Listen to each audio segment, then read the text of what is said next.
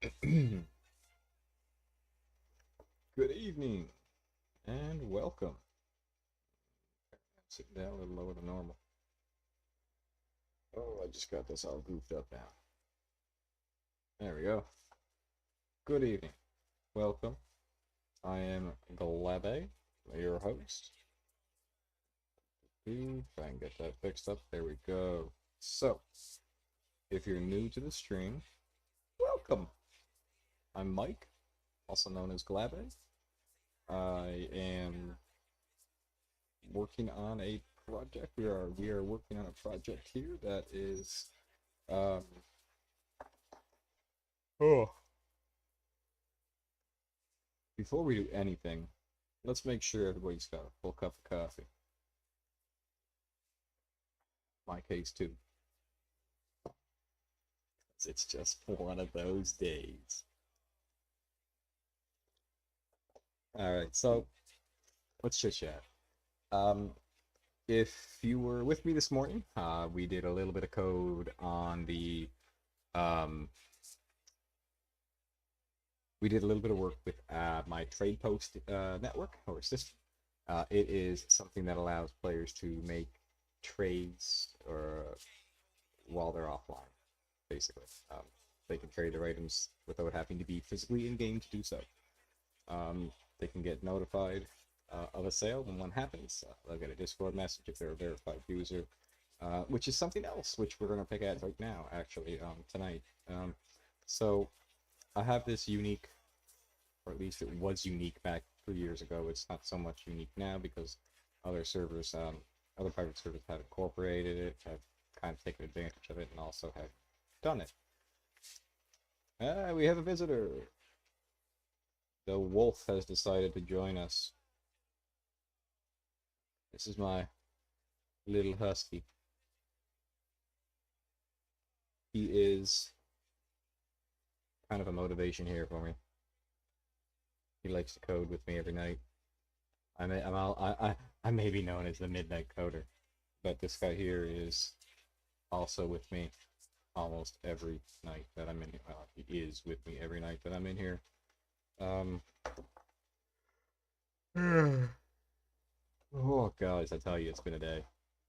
All right, so this morning we worked on the trade post controller so that we could receive trade post notifications, updates, yada yada, and I never actually wound up um, showing you that work. Um, it did work, just letting you know. Um, most of the services that we have up and running now are actually um, physically working. If I were to do this and do that, hit that, do some magic, there I go. Look at that, how wizard! I'm in the corner. Cool. All right, so we're gonna look at a little bit more boneyard code. Whoops, my bad, my mistake. We were looking at the server side, the game server side code, and we updated our this morning. If you had followed along with me, if not, I recommend you to check it out. But we now that we have our ultimately we have our RESTful services or our microservices written in the back end. So now we have a way to interface with those. We built a Boneyard Trade Post client, which consists of the necessary code to make the necessary get, post, put, and delete message requests. This is so that we can um, interact with our game. Our game could interact with our backend. So now, what that means is that if we were to pop into Postman, and I'm just going to use Postman for this because it's easier to um, do this with Postman than it is to do this with uh, Loading Michael. Oh. loading my actual client up in my game and all that other stuff. So this is our endpoint, and we want to make a post to this endpoint. I have my applicable headers in here. We have our essential object. This is what the JSON formatted version of our POJO, or our plain old Java object, would look like. And if you're curious towards what that is, that would be not that. That would be this trade post data transfer object, or DTO.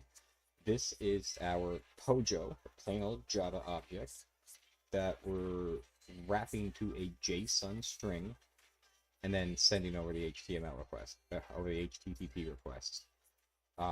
So this is just a representation of what it looks like as a JSON format, and we're sticking that right in the body. And we're just telling it that this is the body. We have an API key. This is the method that we are looking to go to. So we want to post this information.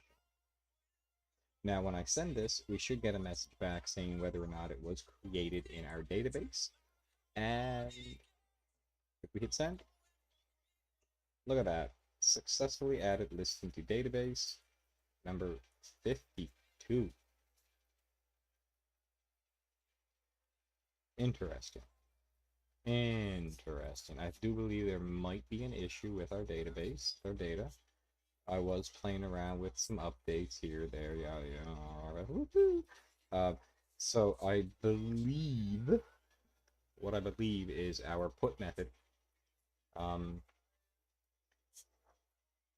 believe that the put method is not exactly working the way it should. So let's make a get request. Let's make a get request. Did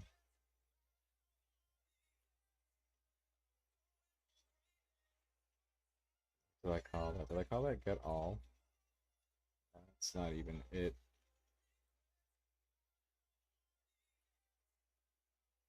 Trade post controller in. Yes, get all. Okay, so we come into here. We're gonna make a get post to all. Why did I hit save? Oh my god. I meant to hit send. So here you see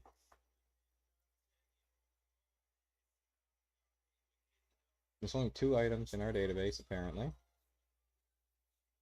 One that I did have earlier, and one that we have now.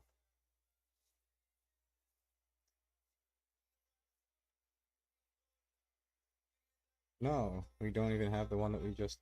Oh no, we did. So we put it at 25. I thought I put it at different price. My mistake. But now... Make this bigger. Let's make this a little bit bigger so we can see what we're doing. Alright, so let's put up... I don't know. Another item. We'll maybe say this one's a little bit more pricey. And oh, I mean to put in not letters. 171722. All right, see what that does. So we're gonna post this now. Simply gonna straight up do a post. That added another database item. Now if we go back, get, we'll see now we have 3 entries. Now if we were to take the timestamp and go into our headers, add this identifier as the timestamp as the identifier.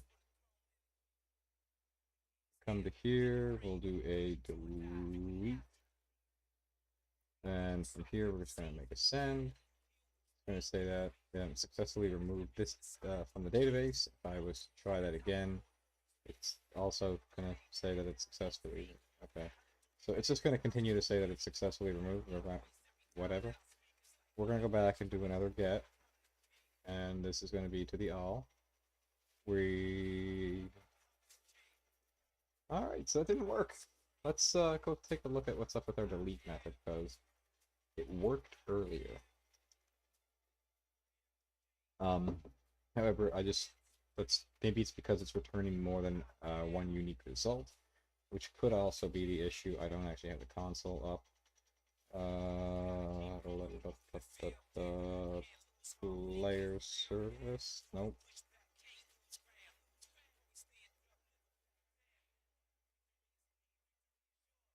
Trade post service, Mike. Okay.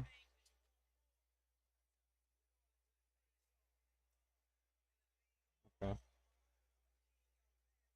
So it didn't print out any errors. I don't really know what's up with that, but we're looking at the delete mapping. We're taking in this, taking in that, da-da-da. Incorrect API. So what were we? We did get the message saying successfully removed listing. So if we now go take a look at our deletes, we are finding this. Okay.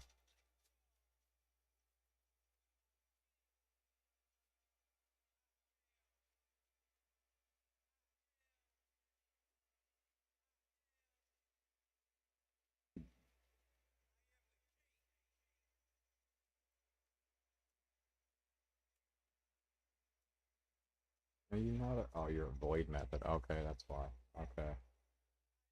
Okay, I thought that was a generic method.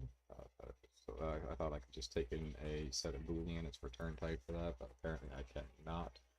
So what we're going to do here to fix this up is, because the identifier that we're passing in is of course a timestamp. We're looking. You know what I should be doing with this? Deleting this, requesting this. I should be making a request of a body so that I could actually tell this what to delete. So I'm going to change this up to be that of request body so that we can ask it to delete something based on a body um, or based on an actual here. So now I'm going to say delete this, and I'm going to come in here and I'm going to say deleted this dot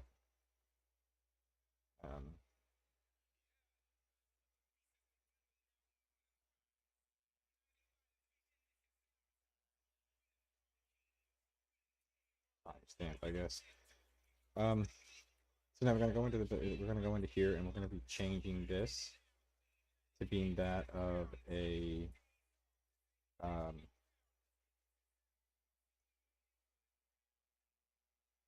this is going to be a listing that is to delete. So now what we want to do is catch this, go into here, dot get timestamp. So we're gonna fetch a listing based on the timestamp of the object that we're passing in. Next, what we want to do is we want to be able to verify a couple of things. And I'm actually going to be going in and changing this return type. So this is making a call to this service, and I want this service to be able to actually, you know what? Let's do it this way, because this is going to return me a list. So this, come back in here. Nope, I'm back into the service. Nope, control. What the are we doing?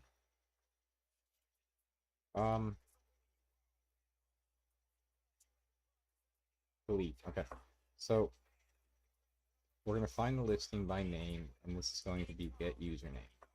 So now this is going to return back a list of the merchant's sales.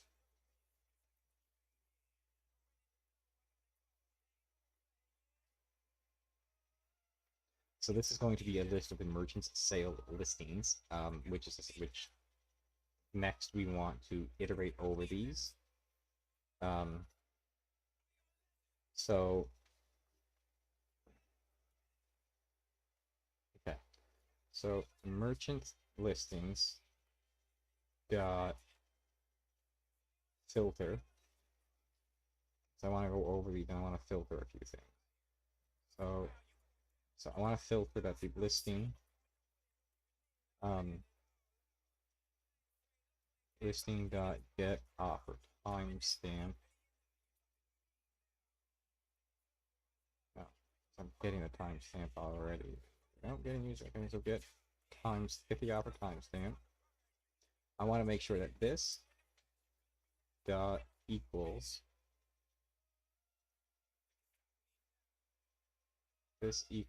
that of what we are looking to delete dot get timestamp.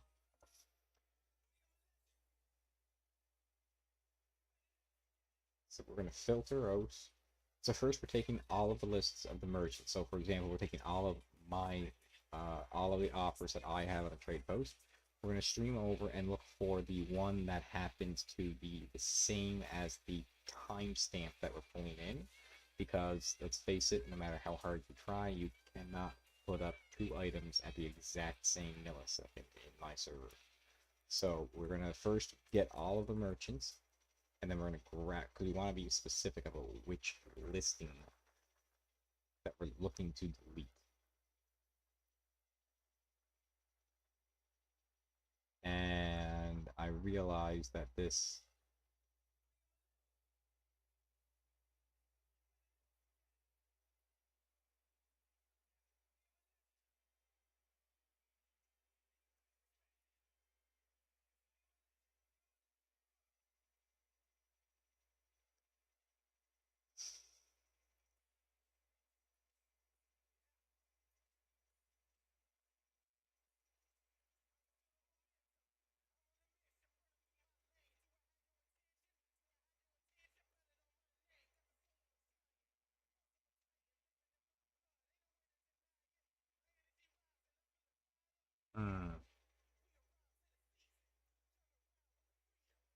Good evening.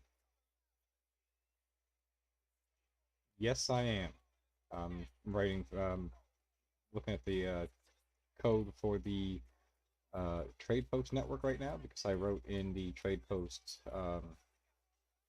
service, our microservice here. We broke that down from the back end, and now I'm picking at the code for Boneyard so that it can implement the back end or interface with the back end.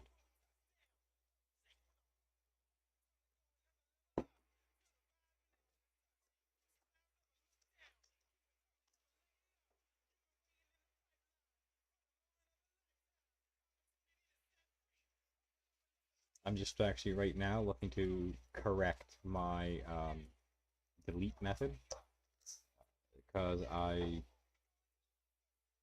was deleting the repository in a bad way. So right now I'm looking to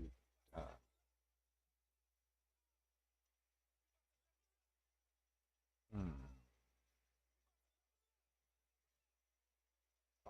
should I call that an option? Oh,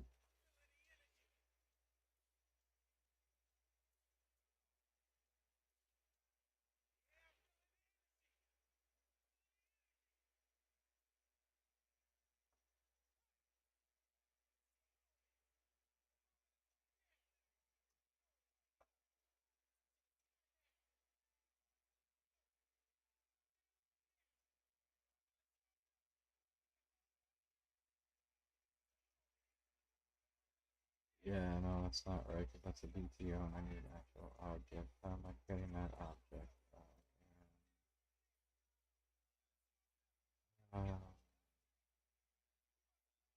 Yeah, you're.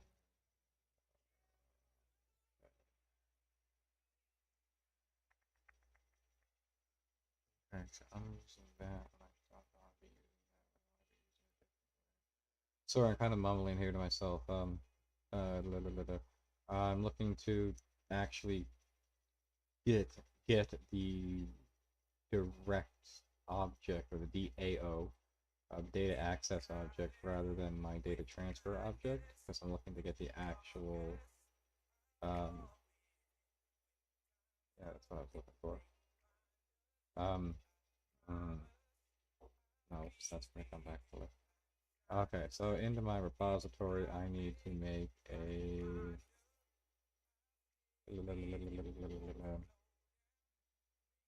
duplicate of this.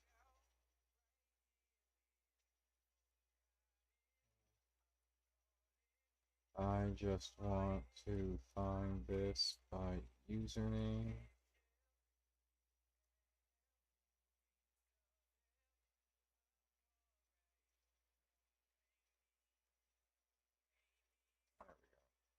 Alright, so now that I've changed this, what I just changed here is this is our repository, our data repository.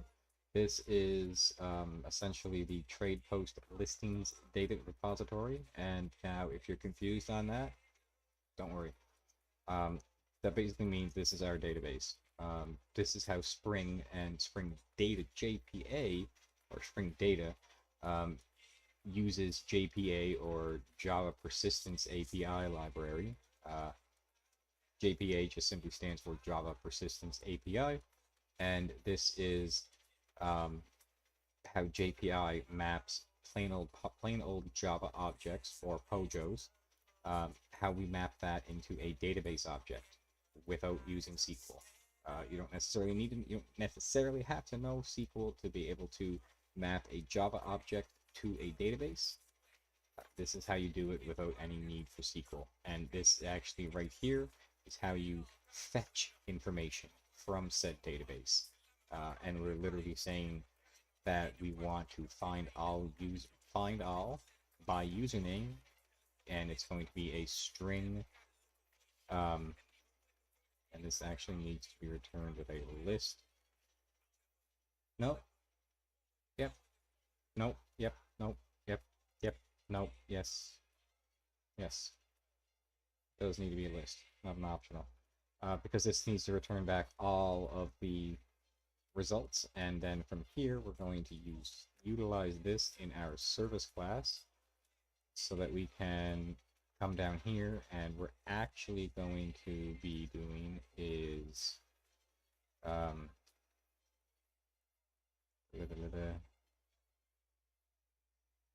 this stuff.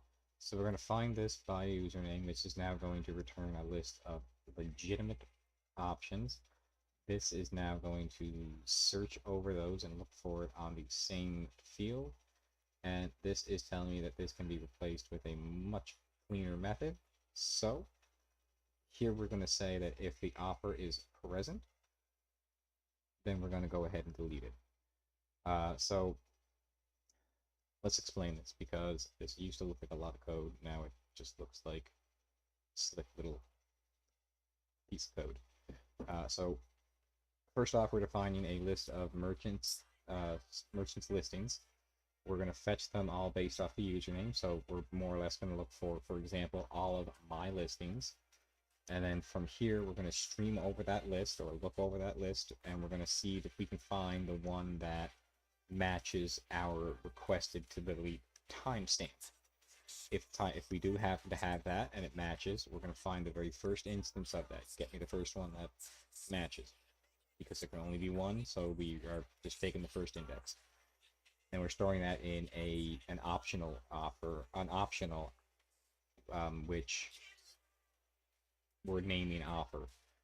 From there, we're just going to say that if the value is present, so we did this. So if we found something, then we want to go ahead and just tell the repository to delete it, or tell the database to delete that record.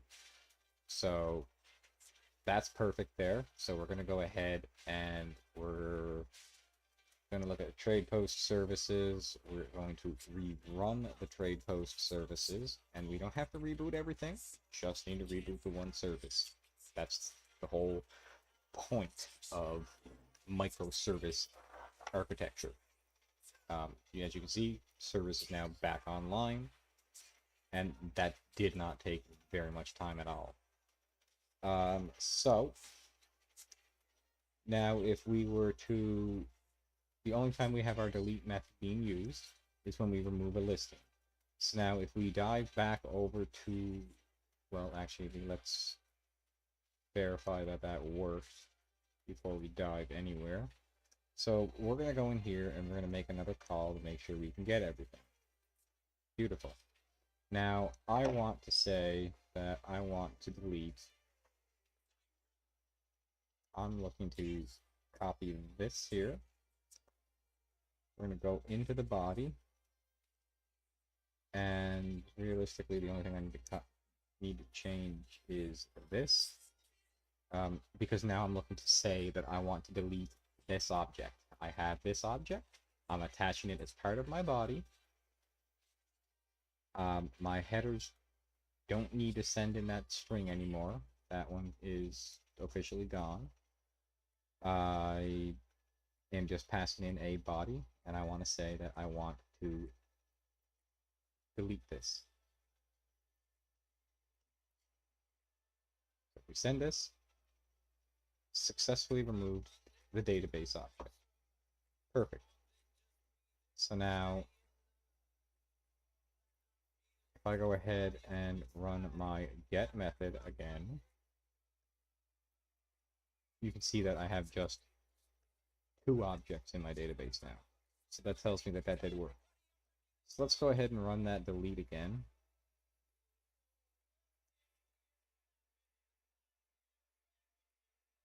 There, deleted again. So that got rid of the second copy that was in there. So now we know we have only 1 database object in there, and then we know that this object specifically is no longer in our database. So let's see what happens when we try to tell it to delete something that doesn't exist. Well, apparently it deleted it again. How is that possible? Well, let's go take a look. So when we make the delete call, we pass in our objects. The only thing that we're checking is that the API is okay and that the body we passed in is all right. So other than that, we're just going to call this method and then print out a return statement.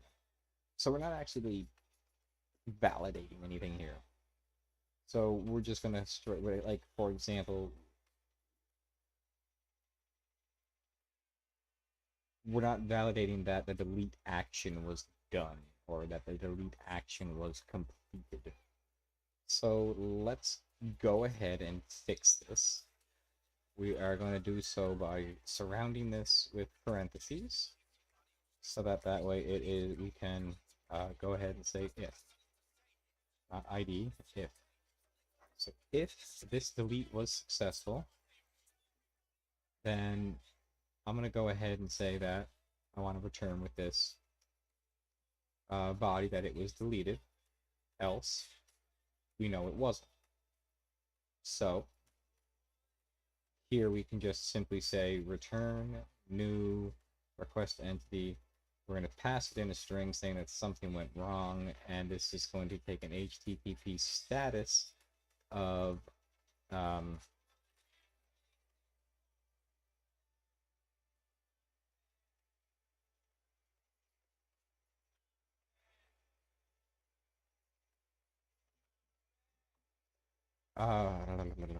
bad request, I suppose. No content. We're going to say no content.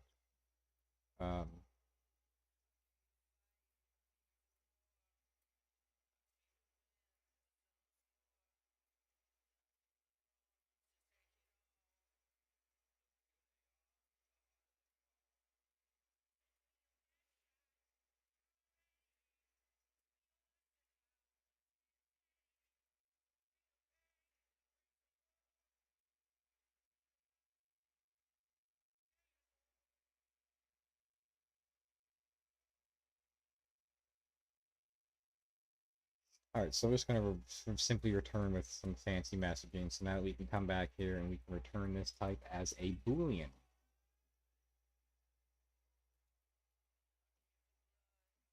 All right, so now what does that do for us? Well, first off, we can come in here and we can, after we've done this, we've mapped this to the thing we found first. Let's go ahead and let's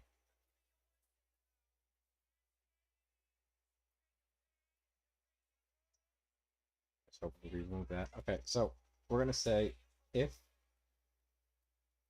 um, the offer is empty, so if there happens to be nothing there, return false.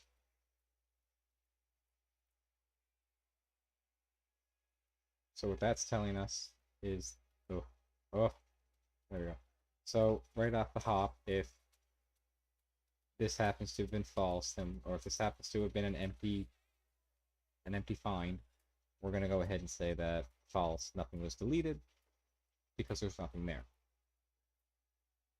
Next, we're going to go ahead and we're going to say if, and this is where we say offer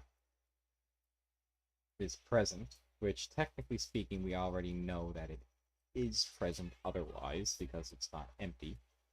So we're going to go ahead and say if present, then delete, and we're just going to then return true. So now that's going to help. That's going to help us out in that we can jump back to where this is from and say, so if this was deleted, so we can make sure it was deleted, come back and say, so let's go ahead and show you what this means. We're going to rerun our service again. And then we're going to go ahead and make another post request to delete the same service or the same thing that we know is already gone. So this time we should get an error message saying that it's gone or never really existed.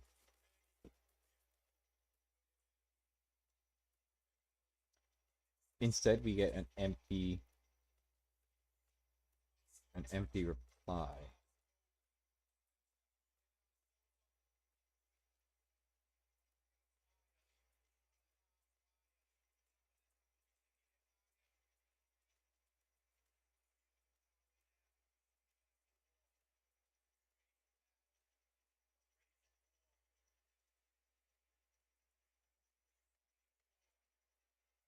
Okay, so this did return with a no content.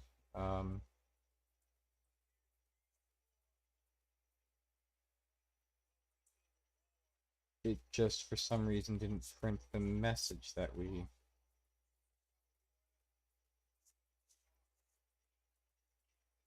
Again, it returned with no content.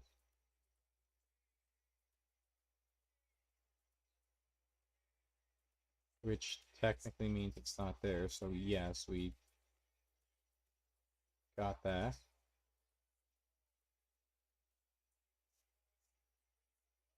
Okay, well, I mean, it technically worked. So let's go ahead and do a get to our all, and we see that, whoop,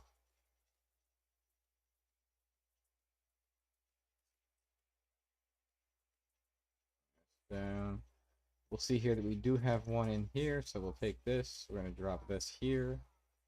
We're not actually looking to verify the price of the unit. We're only verifying based on the timestamp and the username. So we're going to go back here again to our delete.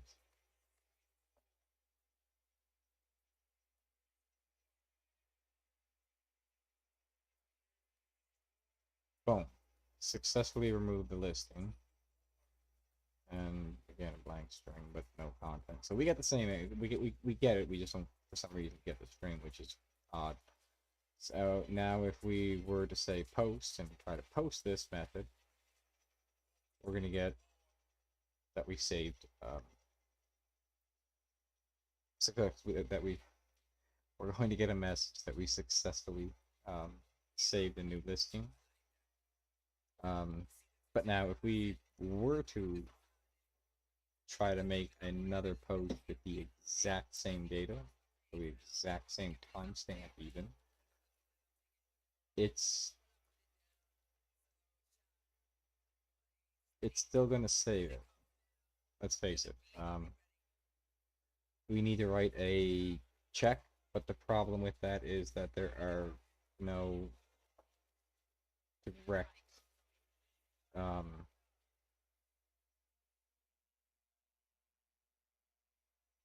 there's no direct way of detecting whether or not specific. I haven't written in any sort of like layered security on this. But however, I just wanted to make sure that it worked, and that was the point of this. So now, if we make our famous get request here, method not allowed. Oh, because I didn't say get all. So we want to see all. So now get all. We see that we have our listing. All right. So drop that down, and next we are going to, because our delete method is now taking in a trade post object, we need to dive over to our trade post client, and where we're coming down to delete a posting, we have a listing ID. So I'm going to come back to here because this is all about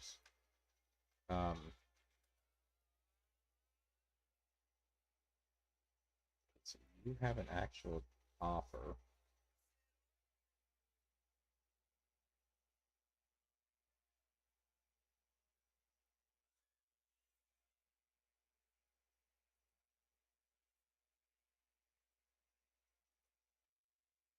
No, I did not write a Medium article.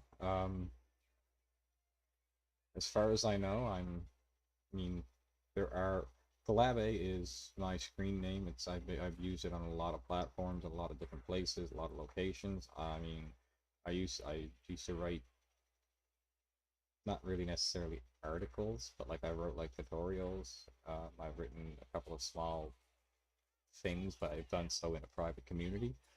Um, I could be a good chance you know me from a game. Could be a good chance you happen to know another Galabe. I use the screen name Galabe because it is my last name. Uh, the odds of having another person with the same screen name as me is probably pretty low, but at the same time, I'm not the only Galabe in the world, so maybe.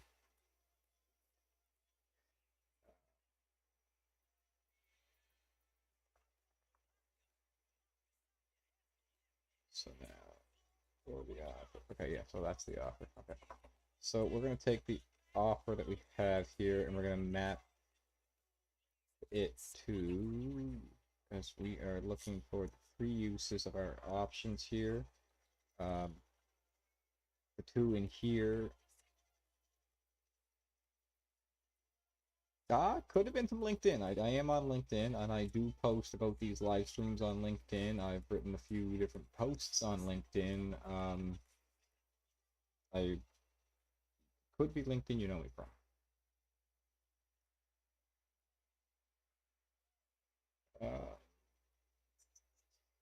So in here, we're looking to make a delete request whenever we want to remove an offer, as well as we have this down.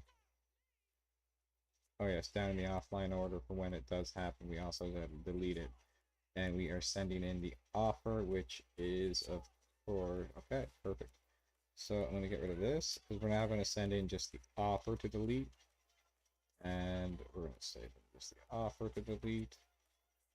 Jump back here, three usages, offer, and now we're going to go into here, and this is the trade post offer, which is offer, sale, offer. I just want to make sure that it was actually the same thing, so delete, of course, request. Oh, right, because I haven't changed that yet. Derp. Alright, so copy that, jump back here, do that, alright, come back into here, so do this, to that, to there, offer. Alright, so, and now we are no longer doing this. I am in fact going to be attaching a body, so we're going to be making a JSON object of offer. And we are, of course, going to be making that into a body so that we can come into our delete option and add an entity.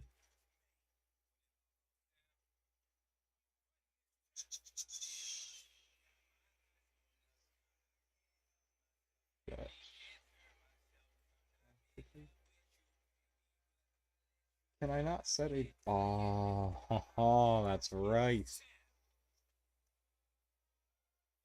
That's why I was doing it that way.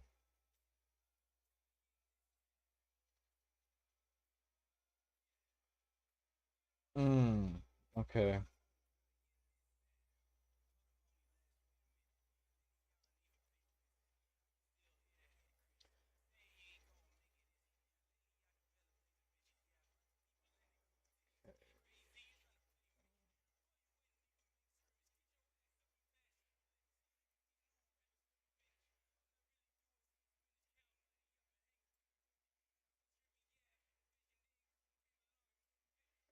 So,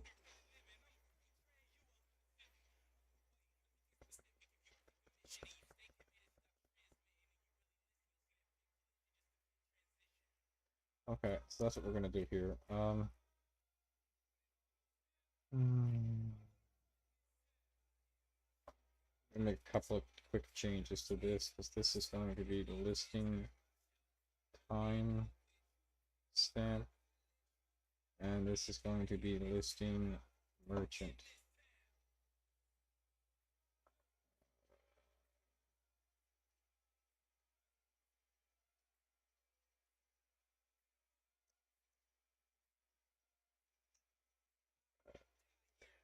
So now we're passing in the timestamp and the merchant because I can't put in an entity or like a body into a delete request. So instead we're going to pass in a header of the timestamp and the merchant name. So that way we can go back into our services.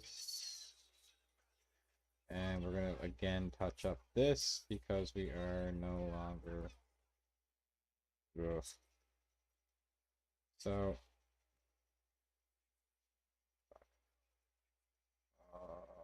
can't just do an easy copy paste. Okay. So this is going to be request header.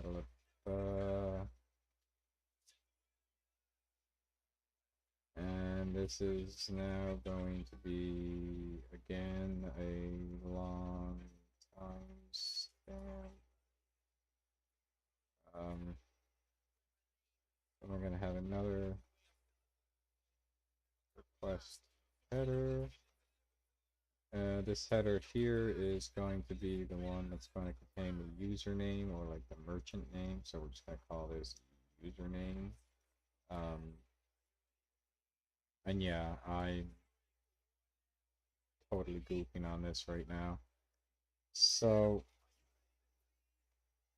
this one here we call listing timestamp. And this one here we call listing merchant. So I'm going to add those as custom HTTP headers because they are. Next, from here, we are going to have to restructure how we have our code. So at the moment, we are basically designed to take in an actual object and get this.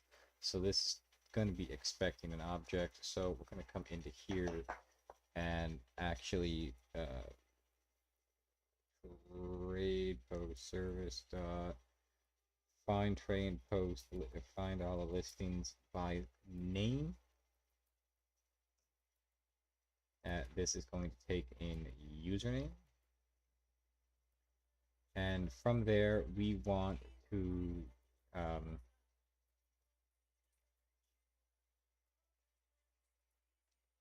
essentially, we're looking to filter out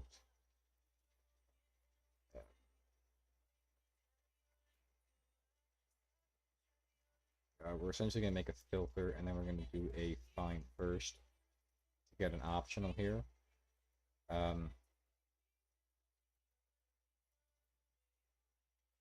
This is just going to, and I really don't like doing this inside of a controller, but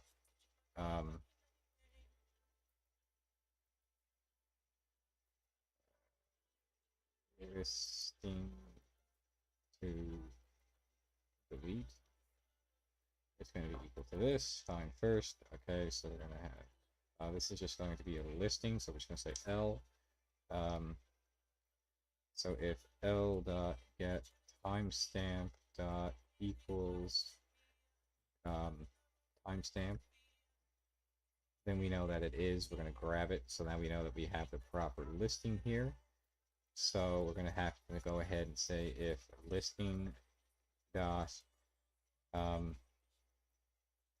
is empty, and we're just going to return back not found. Nothing was found. Otherwise, we want to go ahead and delete the trade vote list listing DTO. But technically, we actually have the we have the trading. So we're going to go ahead and say listing to delete dot get, which of course is the listing, and I'm just going to drop that down there so that that's happy. So there, now we have that corrected, so that we are taking in these two request headers, and again, we must go ahead and rerun our service because we just made a quick change to that. Once this gets up and running, we're going to go ahead and close this. Keep that open, my mistakes. Let's go. So we're going to leave this open here for a get all because we want to build. We're going to make sure it came back on. There we go. Get it. We have the one. That's not pretty. There we go. We have the one unit here, the one thing. So now we're going to double check that our game server, there we go, is going to be making these applicable calls when we're looking to delete a request from the trade post. So let's go ahead and turn this online. Get that bad boy up and running.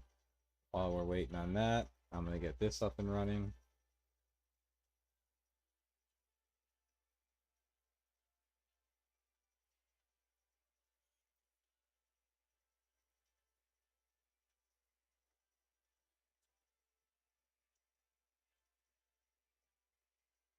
And we just need to wait a moment while the server itself turns on. Makes some requests and gets itself in there. While we wait for this,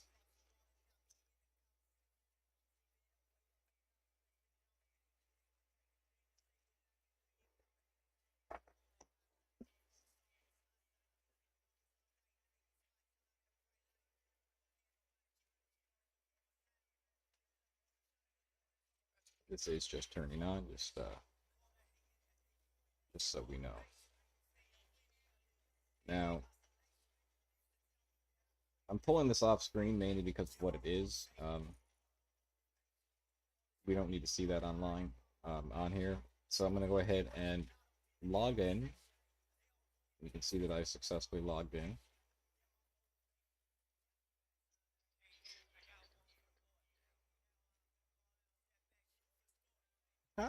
It's just for those of you that are wondering how this has a listing here. Just to show you, you can see that I have the one listing here. Now, if we were to come in here and make a put request to this listing, and we were passing in here, and let's say I wanted to change this to make it a little bit more pricey. If I go ahead and make that put request, we have everything that we successfully updated it. So if I were to close this and reopen it, you'll see that now it's worth $250. We made it more expensive, just like that. Now, if I was to come in here and let's say add more few more items. So I just added this here 500. You'll see that that just popped up. Now if we come into here and make a GET request, and I am going to have to run to the bathroom, guys, in just a second, but I want to show you this right quick. You'll see there, now we have 2 listings. And that being said, I will be back in just one moment. I do apologize. Just bear with me.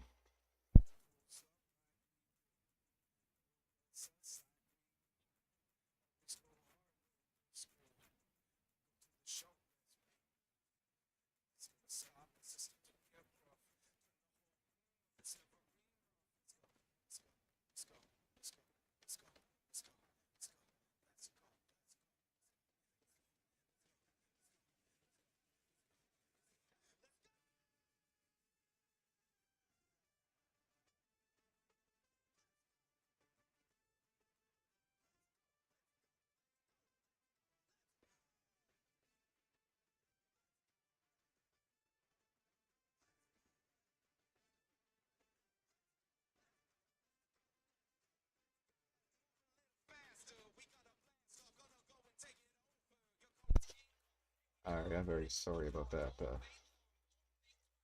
So, as you saw, we were now able to, there are 2, for the sake of it, there are 2 listings here now.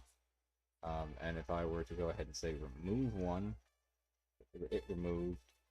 And if we come back into our GET request, we now just have the 1 offer. So that tells me that our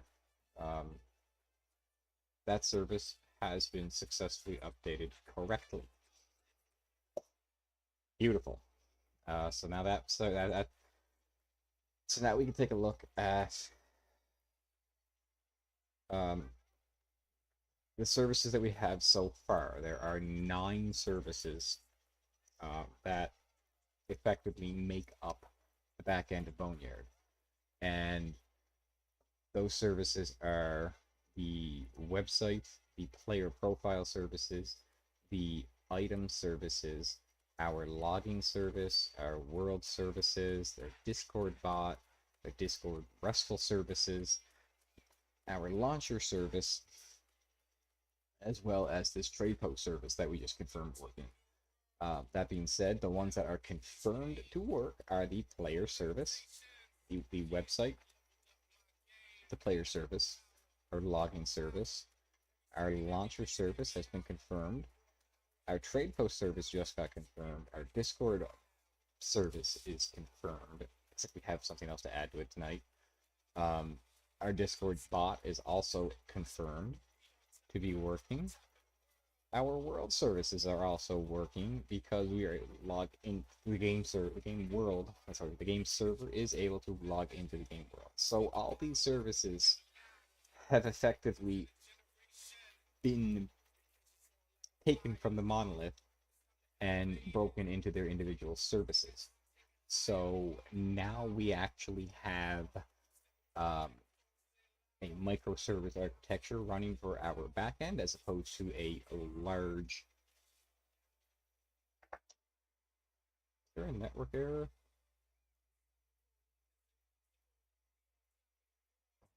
Of course.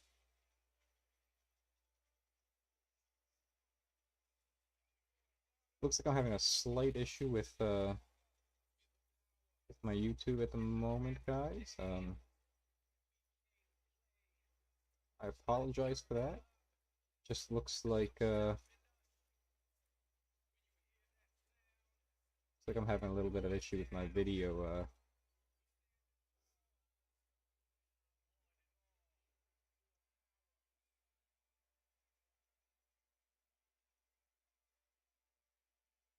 Okay, so if we should still be good.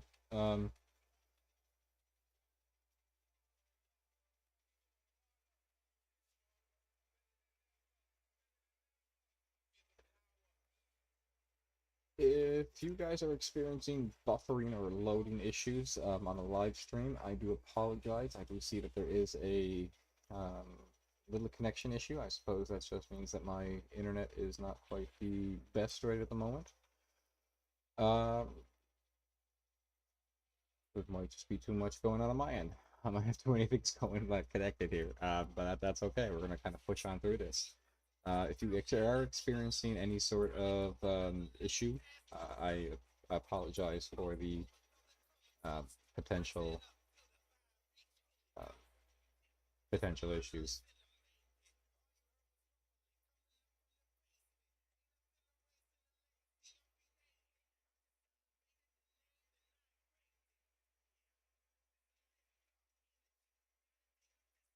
Thank you for confirming that title. All right, so we've now successfully extracted 9 services from our backend, and we now have those all over and looking great. So the next thing that we want to do is actually part of our Discord bot. So I'm gonna go ahead and close out of all of this so there's a little less confusion.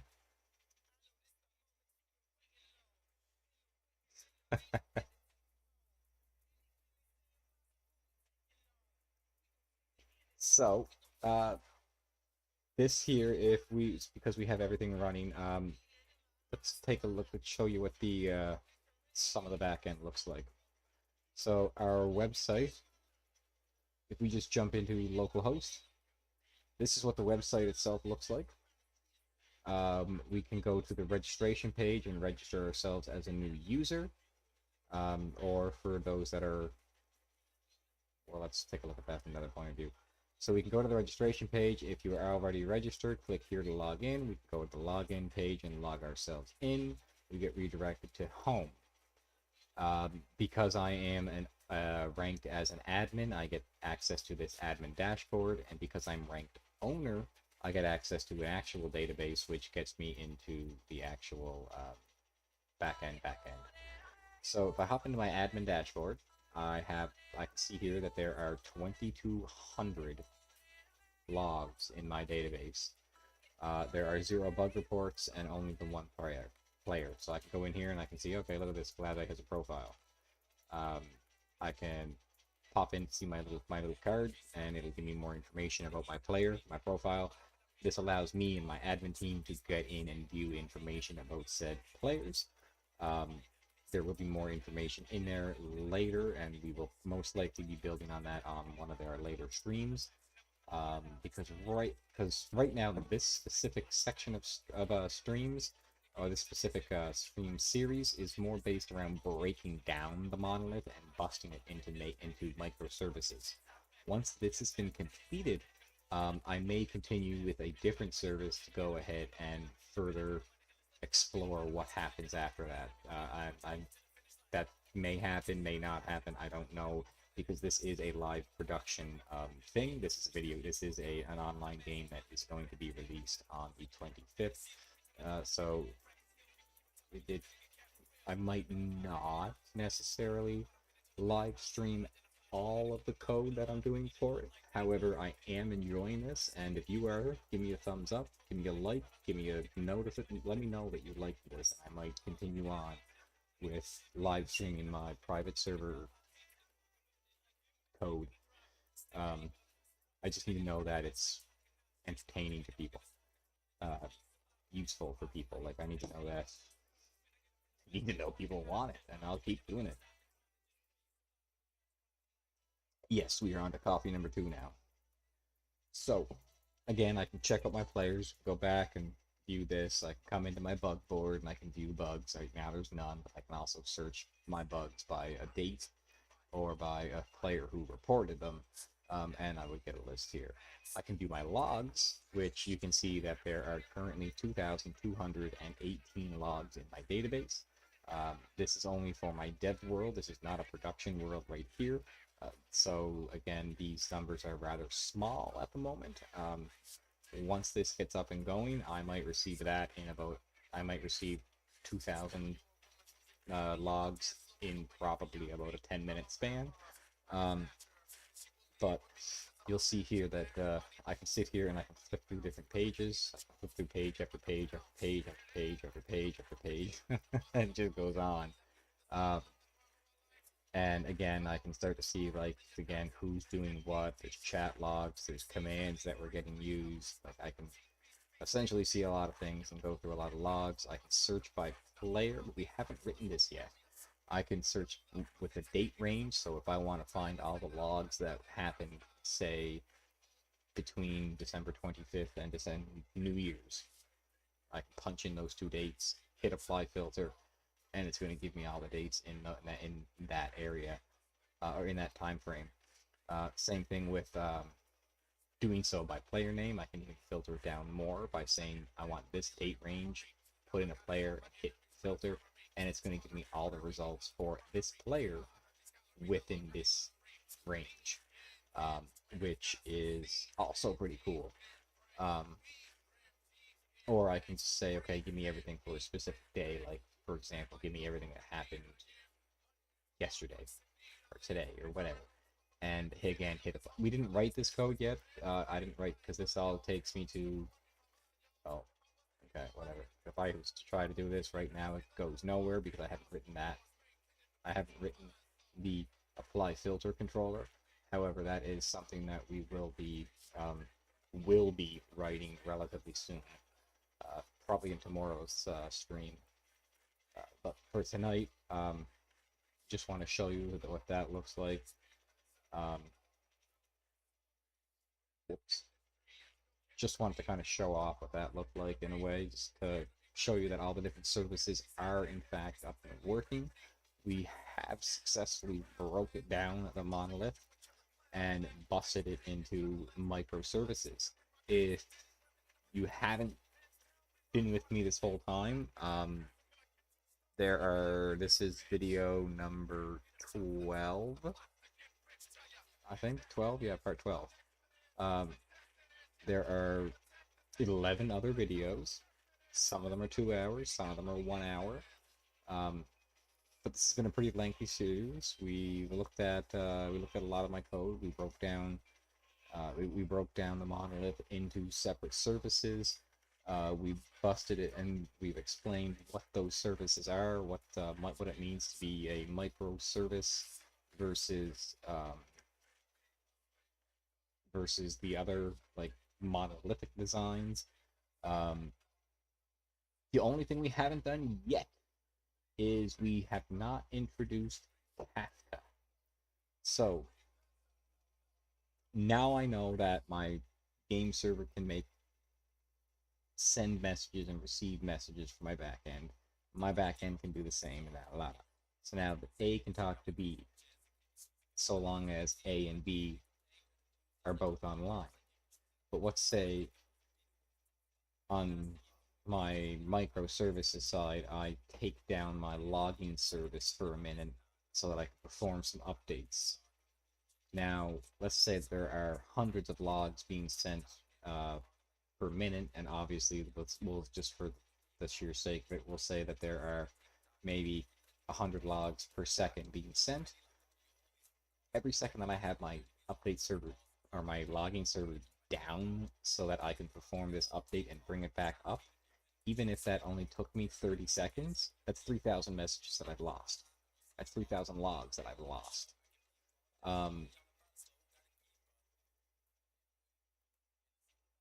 Let's think about that now. Did I do that number right? Anyway, that doesn't matter. The point is that I would lose messages. That's not good. My trade post service comes down, say, and somebody adds, updates, does something to the trade post in game. In that window of it being down, it's not going to get updated on the back end. So information is going to get lost. And that's not good. That makes for pissed off players, let's face it. Now, how do we prevent that from happening? What if there was this magical way to never lose a message? What if there was this magical middleman that we can stick in there and never lose a message? So that way we can take our services down for a minute, an hour, a day, a week, and do some services to them, upgrades to them, maybe take it down for 48 hours while we move hosts from one VPS to another dedicated server because for some reason, or we're changing hosts, or what if we have to bring a service down? We don't want to lose messages. We don't want to lose any information because data is valuable, and we can't afford to lose data. A message broker is what you need. A message broker is the middleman where somebody comes in with a message and they hand it off to this message broker who takes it, looks at what it is, who it's for, and sticks it away in a mailbox. Let's say you were looking to send if you were sending emails back and forth between yourself and another person, it doesn't go directly from A to B. It goes from A to B to C. Bare minimum A to B to C. A is you, C is who you're getting it, B is the middleman. Now the middleman, in our case, we're going to be using Kafka. Kafka is a message broker.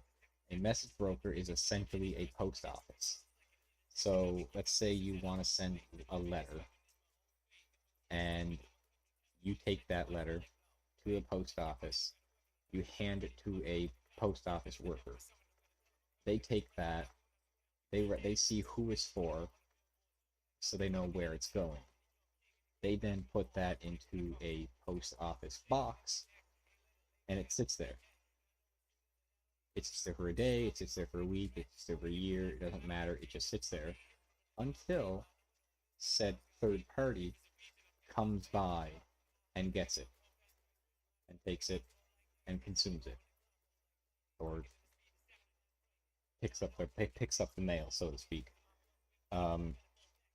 Now, there are many different message brokers out there. There's many different ways to go about this and handle this and do this. We are going to be using specifically Kafka over other services, and it's simply because Kafka doesn't lose the messages. The messages are stored forever. Now, what that means is that if you were to use a message broker such as RabbitMQ, you'll get essentially the same effect. Message comes in, message gets held, consumer comes by, takes said message, and done. Now, what Kafka does is Kafka takes that a step further. So let's say that I have a few things that want to pull from a service. So let's say I'm sending a mail out to a group of people. I guess, no, okay, mail can't. Now, scratch that. Mail is no longer a good option for that. So, okay. We,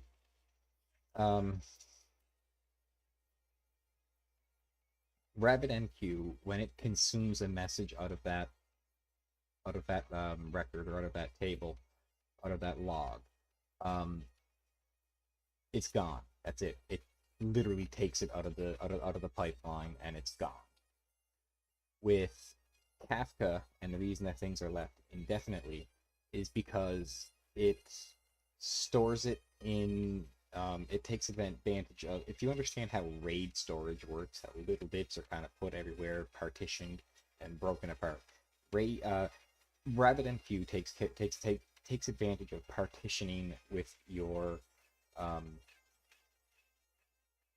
messages and with your logs, so that when it stores it, when the consumer comes by and takes it, it doesn't delete it from that queue. It takes it, and then another message service can also take it, and it allows for, if I wanted to have a service that was dedicated to just accepting logs and sticking them in a database, I have that. It's done. I already have that built.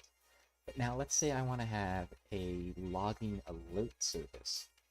That is something that's going to be whenever a log comes in, instead of just taking it and storing it somewhere, what if I had a different service that came along and took the same copy of that, took that same message, that same log, looked at it and saw, ooh, this is critical. Okay, that has to get taken care of now. And it sends off an alert to essentially my staff or myself on Discord saying, yo, a log happened and it's kind of critical. You might want to take a look at this. If we did a RabbitMQ session of this, our logging service that is strictly taking these and storing these in the database now has to take it, look at it, analyze it, fire off to another service, then go ahead and do its thing about saving it. And essentially that one employee is now getting tasked with doing additional work on top of what they're dedicated or like created for, what their purpose is. So making a separate service or another microservice that is supposedly dedicated to alerting with the logs allows me to have something else that pulls that log out when it comes in. And now I have essentially, for all intents and purposes, one work job came in and two employees have now taken this. One's taking it to store it and put it away, and the other one's taking it to handle it in another instance. So using Kafka message broker allows us to essentially take this microservice architecture and break it into something that's can be even finer. If you want to call it more of a nano services. I've sort of coined that myself because it's like microservices, but microservices can have microservices inside of them, and it all becomes something smaller. So nano services is sort of what I've been coining this. The idea is much like microservices. Again, I have a service that comes in, takes this process, looks at it, logs it, stores it in the database. Good, give me the next one, look at it, store it in the database, give me it, look at it, store it. And essentially I have a worker that's just doing this all day long, taking logs out, putting them in, taking them out, putting them in. And then I have another service that's going to be taking a look at those same logs and analyzing them to see, okay, the critical level. This one here is normal level. Okay, we're not going to do anything, just ignore it. Give me the next one. Okay, this one's normal. Go ahead, whatever. And this one's normal. Disregard. This one's critical. Woohoo! Okay, send off a message. Handle that. It's a critical. So I set up essentially two microservices that are looking after one pipeline of work. And with the use of message brokers, this allows us to make sort of nano services in a way, because you have your microservice that handles these message brokers, but technically that one application is itself a miniature monolithic microservice, because there's two different services that are going on in there. And if I confuse the hell out of you, then you're probably watching the wrong video. And I will make better beginner videos in the future, but this one's a little bit more this one's actually getting a little bit more off topic than I planned. But the things we haven't implemented yet are a / command in our Discord to /register, so that my players can be able to register or pre-register for the game, because right now they're not going to be able to log in and sort of get their name. But now if I happen, not that I'm expecting this, but if by miracle when on launch day we have more than 100 players that are logging in, there's a good chance that somebody's going to take somebody else's username. So I want a way that I can make it so that people can pre-register. So I want to make a slash command in Discord that's going to take an slash register, present them with a model, a pop-up that's going to say, okay, give me your username and password that you want to use. And from there, it's going to then accept that model, and we want to um, we're going to want to accept that model, and we're going to want to handle it to first check to see if that username is taken. If so, reply appropriately. And if it's not taken, then we're going to want to encrypt that password, build a temporary profile, or build a profile um, or a user profile data object. More or less, we're going to encrypt the password, and we're going to then take the username, stick that on there, make a small little data object, and we're going to post that off to our registration service or our player service, which is going to take that, consume it, and um, make the player's profile in our database. So, welcome to the stream, Stephen. Good to have you here, buddy. Um, so then we're going to reply back. If the profile was created, we're going to reply back to the Discord user that, hey, well, welcome to the universe. Thank you for joining. Otherwise, we're going to come back and say there was an issue, whether it be incorrect, the username was already taken, or maybe there was some sort of an internal error. We're going to reply back to the Discord user to let them know what up. So, with that said, we are going to need to dive into our Discord bot. We're going to go into the source, we're going to main, Java, Discord, commands, and we're going to introduce a new command in here. So we're also going to pop up there here. So this is going to, where are we going? Where are we going? Okay, down here. So here we need to, where is my bot that I had this in before? There we go. So I'm going to copy and paste some code here. So we're going to copy and paste this in because this is from an old monolith, and we are just going to basically break it down. Right here, model, that's going to get re-imported. There we go. So here's this this class. This takes in a Discord slash command, and of course we are getting the Discord member and the guild. We're making sure that they're not null. If they are, we're just breaking free. We're looking. This is just printing to the console that we're looking to register a new user, and then we're going to send them a registration form. Registration form is made up of a text field for the username, a text field for the password, and then the overall model where we stick those into, and then we reply with the event. So this is going to then make that pop up for our. This is going to make it so that when people use slash register, which we are going to add into the actual Discord Discord bot here.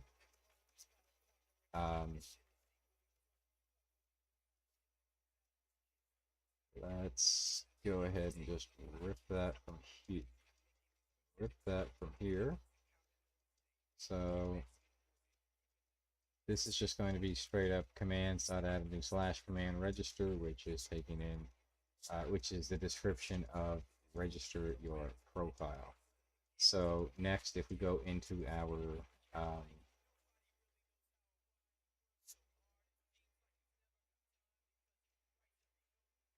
okay, we do have a form model listener. So in here, we are going to be creating a form model that is the Discord registration form, which it's because inside of the registration command, we are creating a username and password inside of this model, and we're sending that model off, that form off, and now we want a way to be able to receive and handle said message or said model. So we are going to clean up a few things.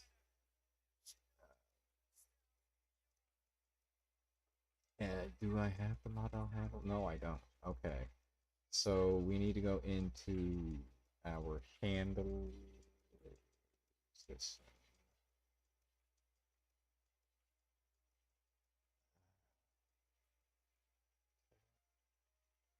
No, I think I might do the font.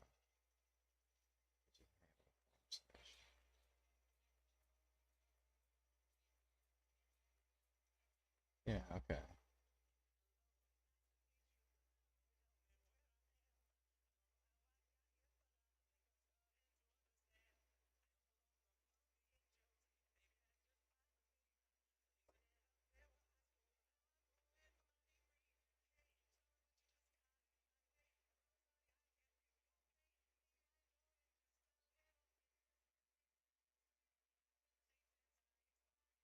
Ah, I changed the name of that. Okay, my bad.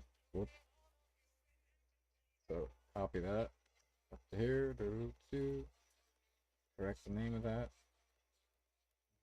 There we go. Okay, so in here we are getting again the member and guild, and that is just basically the exact same thing as this. I'm gonna snipe that so it's going here and matches the same. Alright, so here we go. And next we're gonna grab the information, um, which essentially means we're gonna make that a variable and this a variable. So now we have the fields, and we're getting the player name and password of those two fields. We are coming down into the,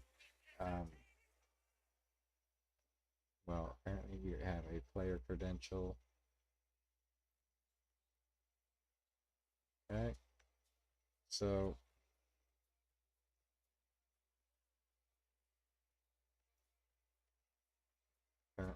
apparently I never made a setter in here. I just made getters. That is my mistake. There we go.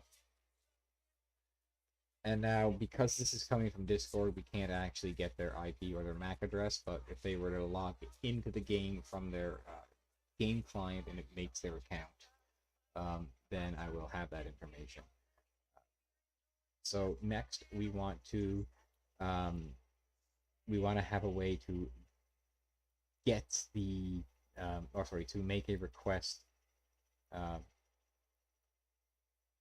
to create said profile, and we want to get a return to see what that string is. From there, we're going to actually break that down. Um,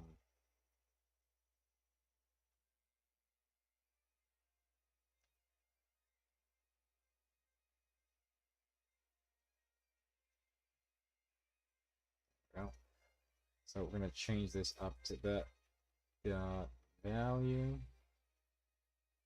There we go. So that's going to get code. Make sure that it is equal to created. And then if it is, then we're going to reply, thank you for registering with Boneyard.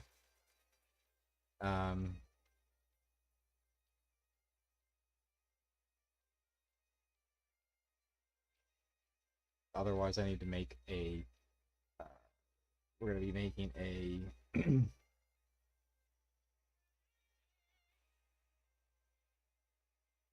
very interesting. Oh, I never did. Okay, yeah. Okay. Because I never added certain things. And that might be because this is using REST client. REST client. Okay, perfect. So, that said, I want to make a post to my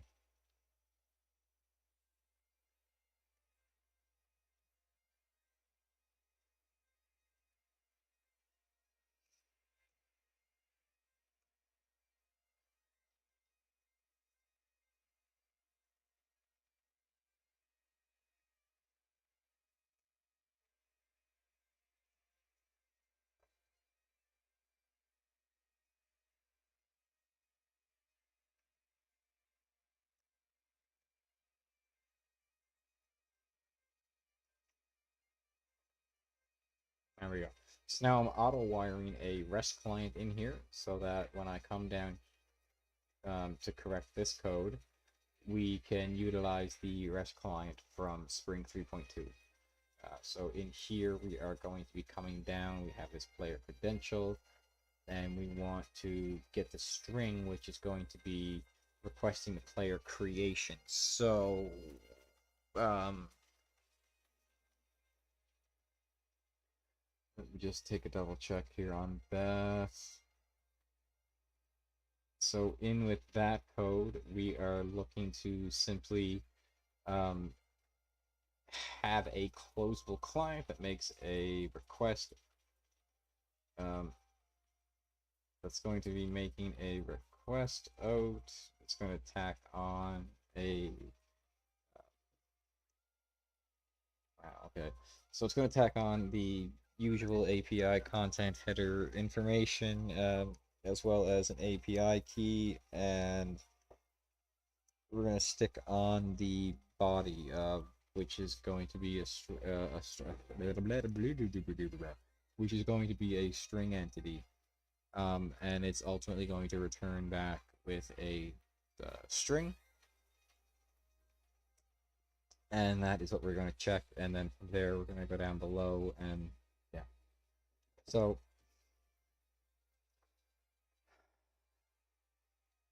let's go ahead and make this. So we got REST client dot, I believe this was a post. I want to say this was a post request that I was making to create a profile. Request player profile creation from the universe. So if we go into our player service, jump into here, controllers, player profile controller, register. Here's our registering a new user, which we're taking in a user profile data object. Oh, fuck.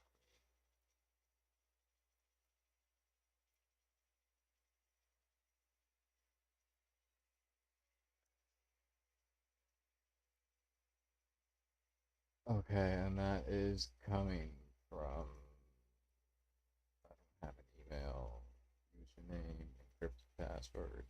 Okay. Fuck. So, in here, we're going to be taking these player credentials.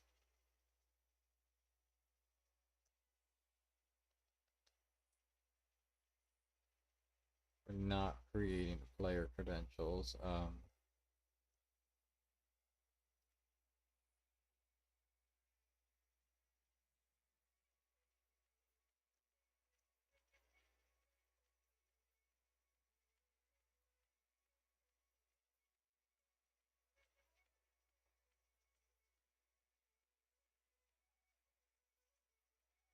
That's not an encrypted password. Oh. Um,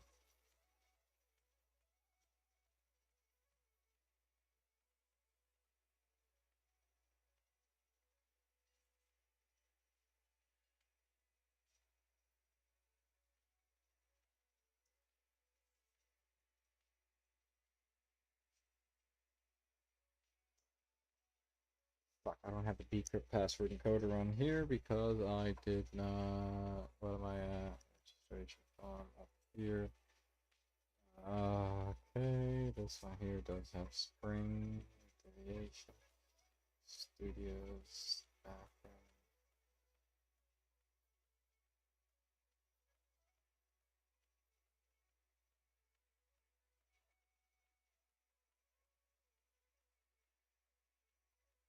What?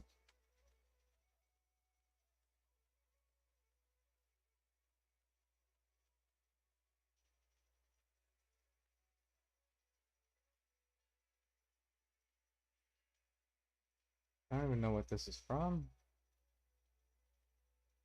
or where it's used. Anyway, so this is Throne of a bit.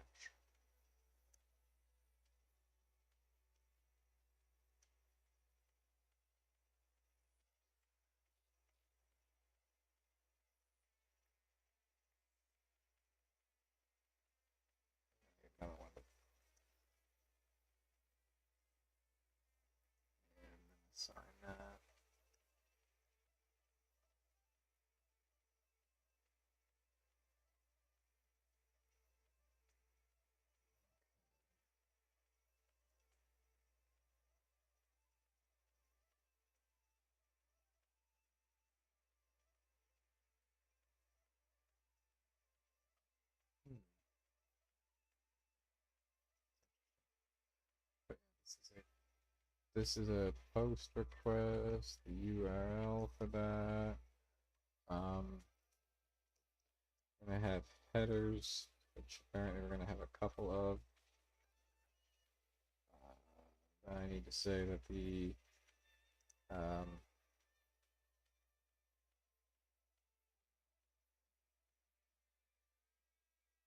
body is going to be that of the player credentials, apparently. And then we want to retrieve that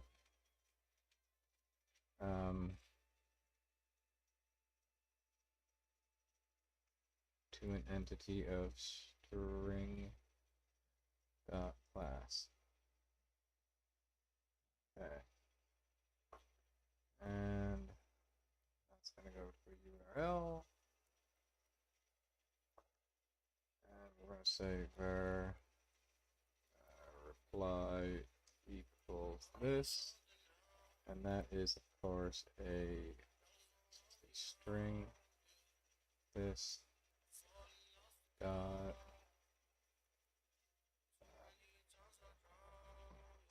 get body, because that's returning a response entity, and we want to then get the body of that response entity, which in our case is a string. So now a couple of these things are sort of redundant, because we need to say I want to say that was accept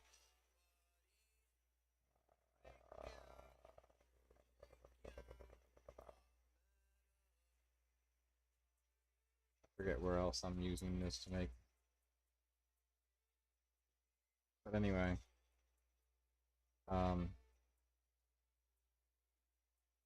copy. This is actually going to be what the response string is, so we now get rid of that. So this is going to go to the. Oh, I should have done this in a better way.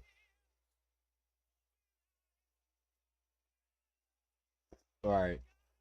So this needs to go off to our player service. This is where it gets confusing. So this needs to go off to our player profile controller. And it's going to go to the register, and we're going to send it with a player profile DTO as the body. So in here, we need to make this. This is the user's profile DTO.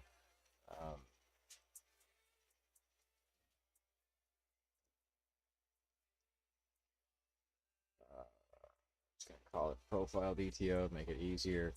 The encrypted password. Fuck. All right. So we need to come down into POM and in take the one on the website.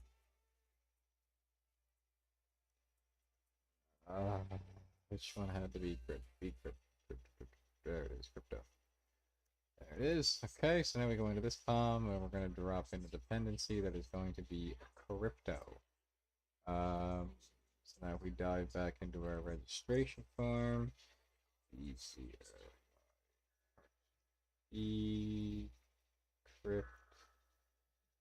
bcrypt password encoder dot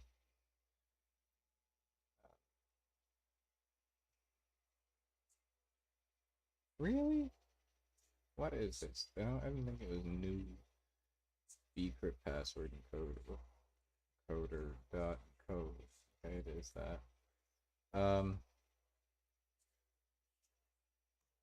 So now we're going to encrypt the password that came in, and that is part of our DTO. We're going to pass that in as the body.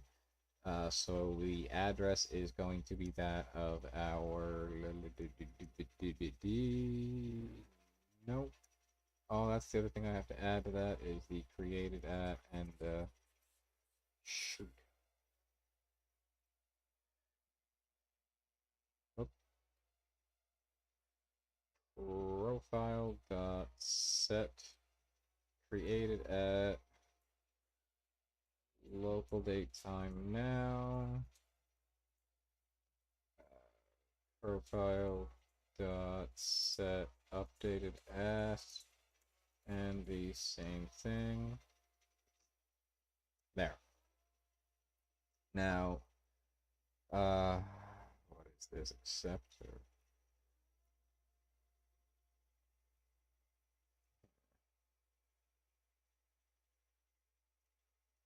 so these two are going to be the same, so we're just going to drop that in there. We have accept, we have content type, throw my mouse around. We're also going to have API key. API key is going to be this resources here. Look at that. I actually have that, so I can now go into here. Private string API key. I can come up here and say at value, give it this dollar brackets, and stick that in here. And now I can take that API key and I can drop it here. So now we have that injected API key. And the last thing that we have to do is give it an address. And this is going to get a return status of this, which is basically the same thing.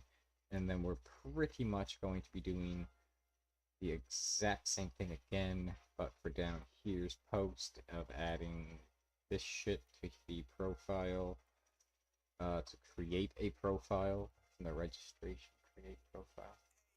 What is this doing? Discord services by the looks of it. Create a Discord user. Discord user controller. Create profile. Yeah, okay. So I would then be doing that. So then we're going to make a post to that for this. So long as that comes back positive with a created option.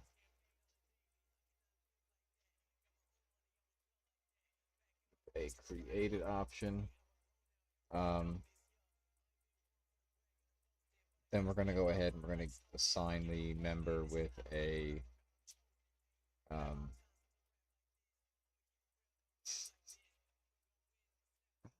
my god, I had this so pissed for what he wrote. It's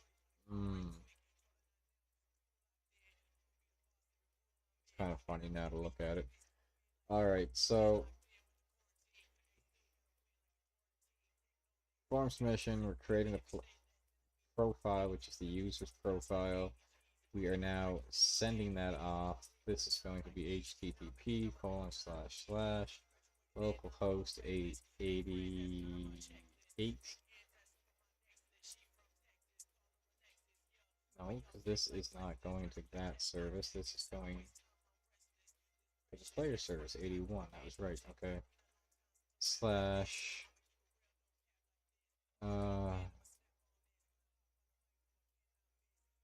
It is API v1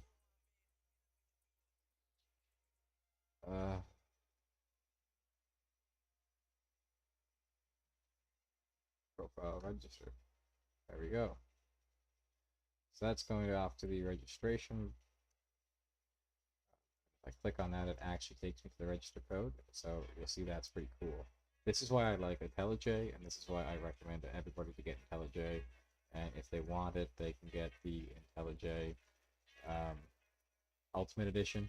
You can see here where I'm using these in two separate options of where this is used at. And I can do that just by clicking on it. So the registration controller sends it, as well as my registration form sends it. So here's where we're sending it, getting it, and next we're coming down here. And if the code was created So we know the profile was created. We're going to say event reply. Thank you for registering with Boneyard. Okay. Next thing that we're going to do is now we want a way so that we can create the this is going to consist of another one of these mothers. So let's just go ahead and copy this guy. Come down here, drop this in here.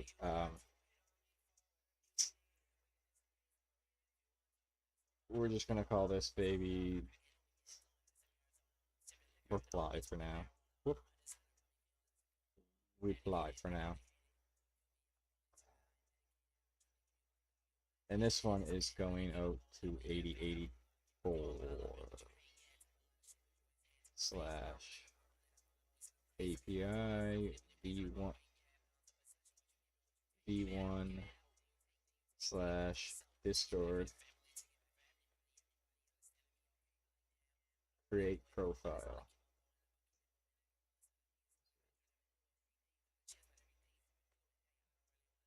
Create profile. So this is going to be creating the profile. It's going to take in a dis ID and a player name. It's the only two things it's taking in. So this is actually going to be this ID, player name. We're not taking in this.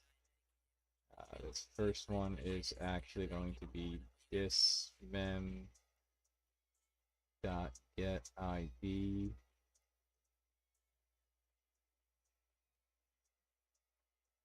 This one here is going to be player name. So now this is going to send this off, and we're going to get a string back, I believe.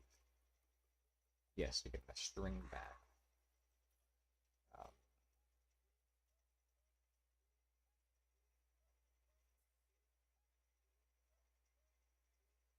Really thought that would be somewhere else. Okay. No, I haven't done the verify yet. That's what I confused. Okay, so into here, we're creating this, and we're going to return back with a string. The string is just going to be whether or not they were verified. I believe... No, you know what? I actually want... stats code. I'm actually going to call that status. So now I want to double check to see this code. So essentially, now, if status is created, I want to do this. So now all of this is gone. All of this is gone because I'm not creating that anymore. All of this is gone because I'm not doing it.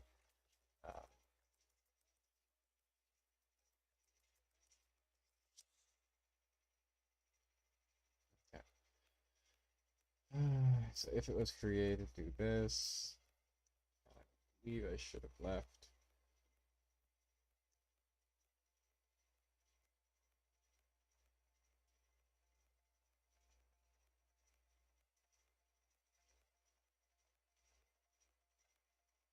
Also, print out an error that something went wrong.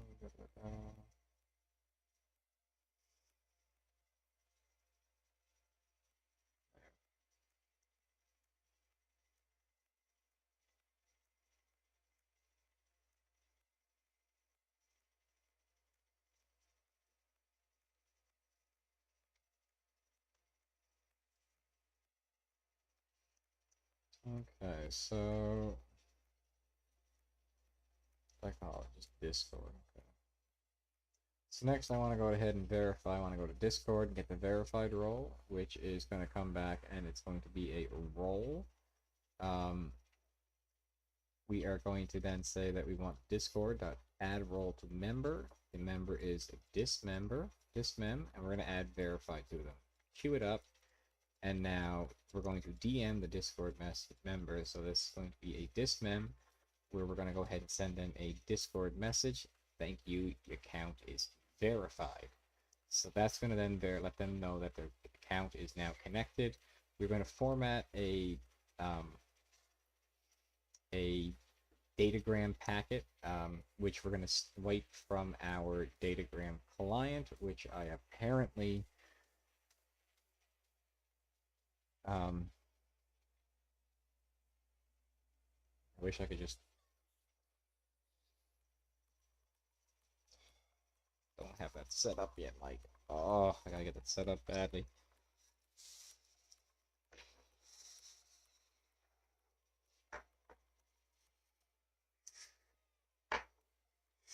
So, what we're looking to do here is, I do apologize, I have to run to the bathroom yet again. So I'll be back in just a moment before we wrap this up.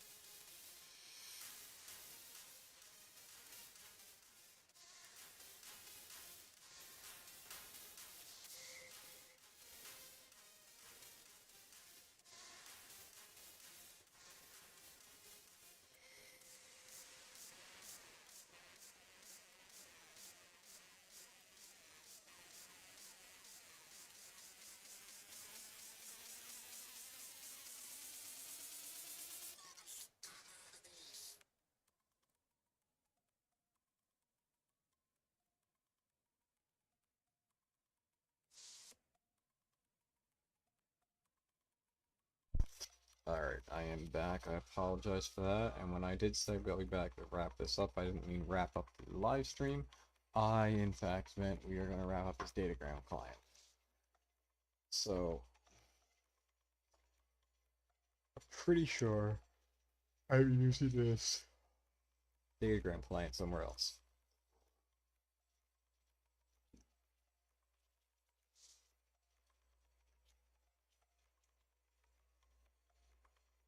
Datagram network.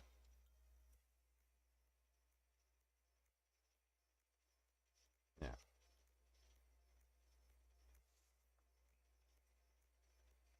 There we go. Just had it named wrong. So now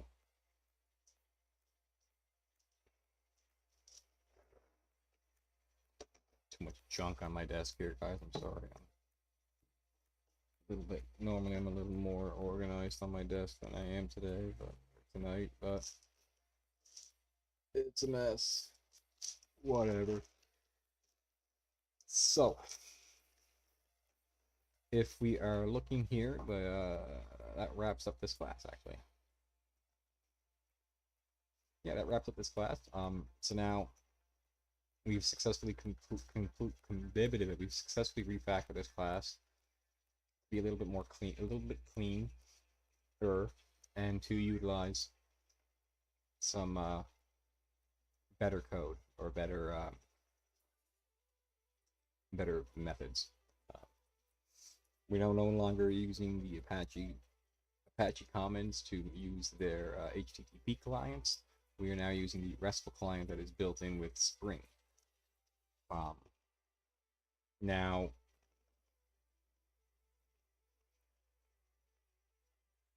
this is also much more readable.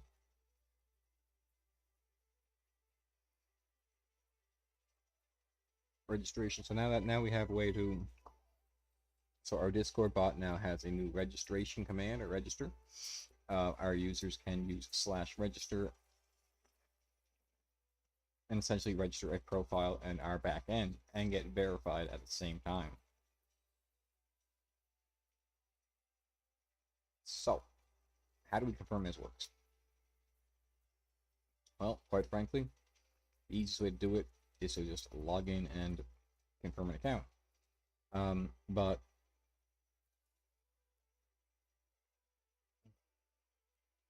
I already know it's going to work. But anyway, um, because it already worked in the past for years, the last 2 years. I've just had to modify bits and pieces here and there to get it to work. But this is the exact same existing code that we just sniped, so I know that's going to be working good. Next, we want to no, that is the verification process or the registration process. Okay, so we fixed up our data. We fixed up our trade post. I verified that worked. We took a look at it in game. We now have a way for our Discord users to verify to be able to register. The next thing that we're going to look to do is give our users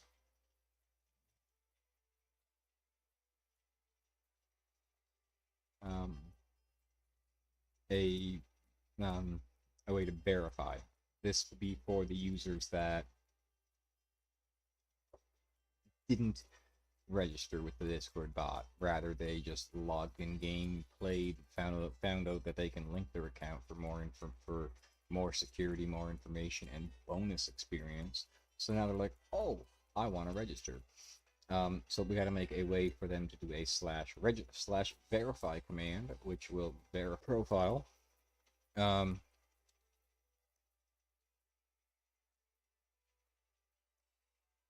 Apparently, I just got a reconnection message. I didn't realize I lost you guys. Did anybody lose the stream, or did the stream? That was really weird. Okay, that was odd.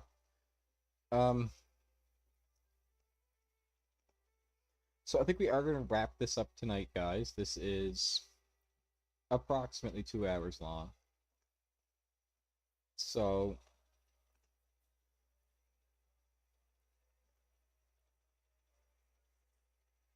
if you've stuck around with me this long, you're a legend. So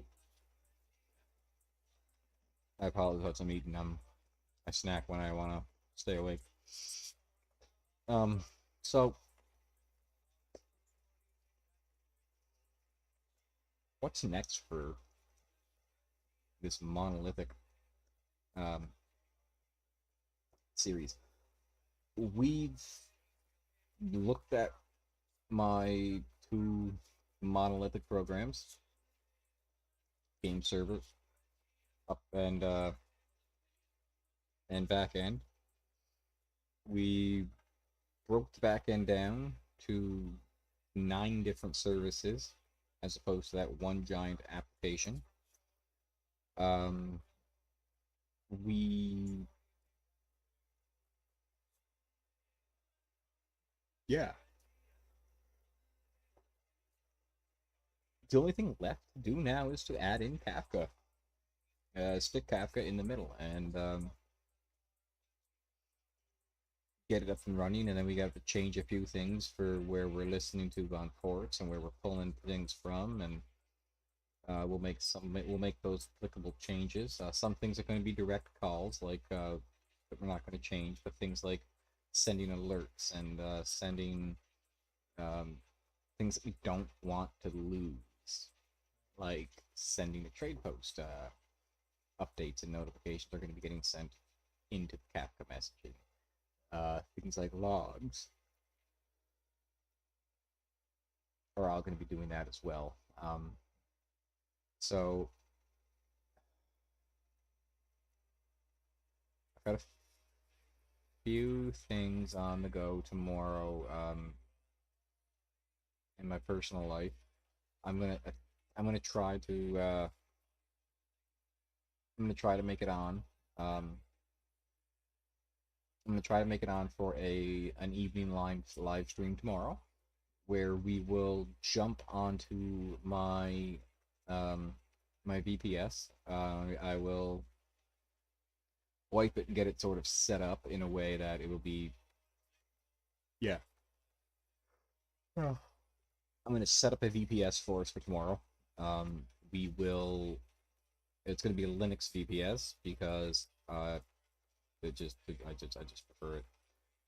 And from there, we're going to install Kafka, get it up and running, get the ports that it's going to be on, and then we are going to take advantage of this by telling our we're going to start with our logging um, service because it will be the easiest to go to.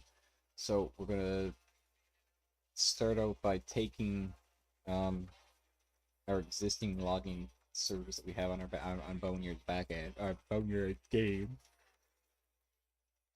and we are going to um, change the port and the address that we're sending it to. Instead of being directly to the backend, we're going to send it off to the message queue so that the message broker can log it and store it, so that we can then go back to our backend system and change that logger to be listening. Instead of being listening for HTTP requests, it's going to be listening for Kafka message queue events. I'm starting to get tired, guys. I'm not gonna lie. I'm probably not even making sense anymore, but hey, if you're a midnight coder like me, hit that thumbs up. And if you want to be notified when I go live again, hopefully tomorrow, for this Kafka event, you don't want to miss it. Hit that subscribe button, turn on the notification bell, and that way you'll know when I go live. If you want to know really early when I go live, join my Discord community, and I will try to be more active on actually posting when my live streams are going as soon as I know that they're going to go live. Because typically I know anywhere from a half an hour to an hour before I go live when I'm going to go. Sometimes I know a few hours beforehand, and I actually pre-make these, schedule these live streams, and I post about them on my Discord and a couple of Discord communities. So even if you just want to chat, join the Discord community. We're pretty friendly. We like to hang out, chat, be nerdy, talk about code, talk about tech, you know, nerd up. Otherwise, keep that coffee cup full, that curiosity open, keep your skills sharp, and I'll catch you in the next video. Thanks for chilling.